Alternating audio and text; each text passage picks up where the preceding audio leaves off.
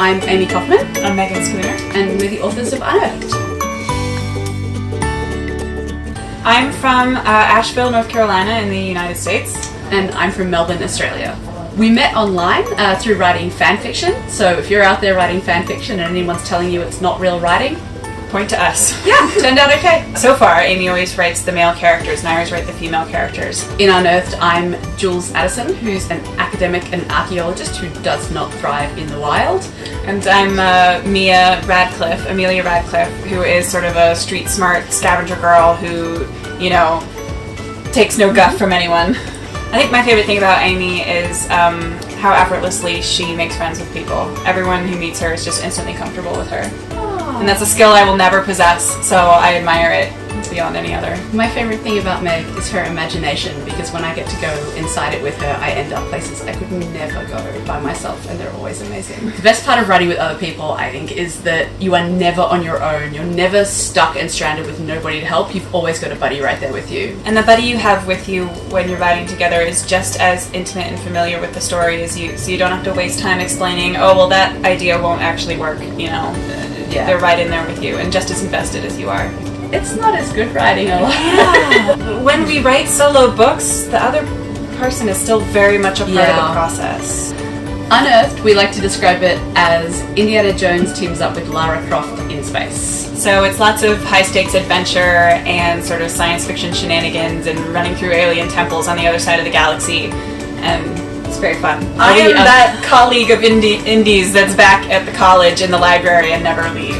Yeah, I was going to say, I'm probably like that butler that Lara Croft has. We wish that we were like Indiana Jones or Lara Croft, but there's a reason we write about them. Our favorite thing is being able to combine what we love about both of those larger-than-life characters in one book. Certainly the topics of like sort of environmental disaster and sort of nightmare, post-apocalyptic almost situation for Earth is something that we all think about these days a lot. It's on everyone's mind right now. Yeah. But I think you can never set out to write a book to teach anyone a lesson. That's a terrible idea. No. But as writers, we always write about the things that we're thinking about. And books allow us a place to explore fears in a safe way and, you know, hopefully overcome them. Books can be incredibly formative for young people. I know they were for me. And it's not always the ones you expect. Sometimes it can be just one line out of a book will stick with you. Books make you who you are, and it can do it in big obvious ways. Like, I was lucky enough to speak with some scientists from NASA, and every single one of them said, oh yeah, I grew up reading and watching science fiction,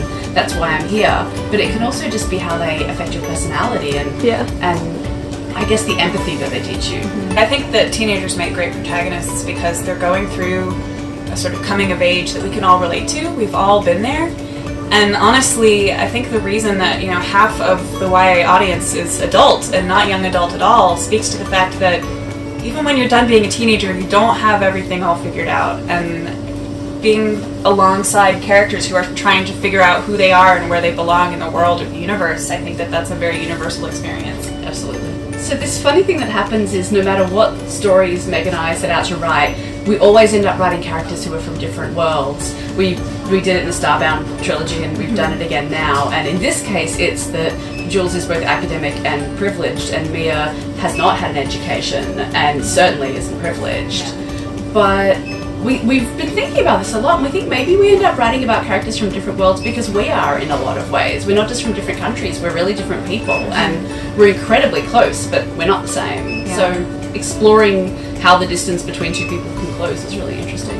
The puzzles for this book were really difficult because it's one thing to say in the outline, insert a really clever puzzle here, and then it's another thing to write the silly thing when you get there. We had musicians, mathematicians, linguists, all kinds of experts helping us. Scientists, physicists, a biologist. Yeah, people much cleverer than us helping write them. I think YA readers are invested in romance for the same reason that we all are, that it's fascinating to watch people figure out who they are and who the other person is and close the gap. It's fun to read. Especially in YA, I think it goes back to the whole coming of age issue, and when you're figuring out who you are, it's more fun to do that in a fictional setting if you have a foil, if you have an opposite who's also figuring out who they are at the same time. You sort of figure it out together. We both firmly believe that if we can all just hang on for another 10 to 15 years, YA readers of today will save us. We'll take over the world.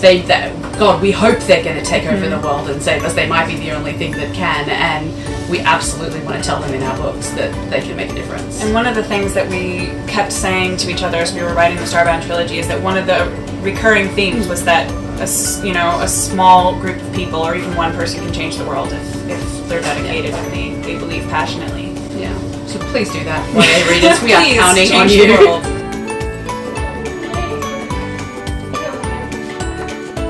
This is This Mortal Coil by Emily Suvada. I'm obsessed with this book. I was reading it on a plane and my husband had to hold me by the shoulders and steer me down the aisle as I walked off because I would not stop reading. You guys should read it too. So this is Poison Study by Maria Snyder, which I love. I read it many, many years ago when it first was an ARC, and this was before I knew anything about publishing, and I thought it was amazing. It has like the best hate to love romance ever, and it's amazing, and you should all read it. Hello, Unearthed. Looking good. This is Untidy Towns by Kate O'Donnell. She's a local Australian author, and it's a beautiful book, so you guys should pick it up. Love Oz YA, my friends. Megan's being slightly hamstrung by all the different covers. I have to read the titles of all the books. So I am super excited to read this. I haven't read it yet, but The Golden Compass and His Dark Materials were such a huge influence on me as I was coming into my own as a writer. So it is definitely like #1 on my to-be-read list. This is In the Dark Spaces by Callie Black. I thought this book was absolutely fantastic. She's an Australian author. She won the Ampersand Prize. It's set in space, and the less you know before going in, the better. Just grab it and read it.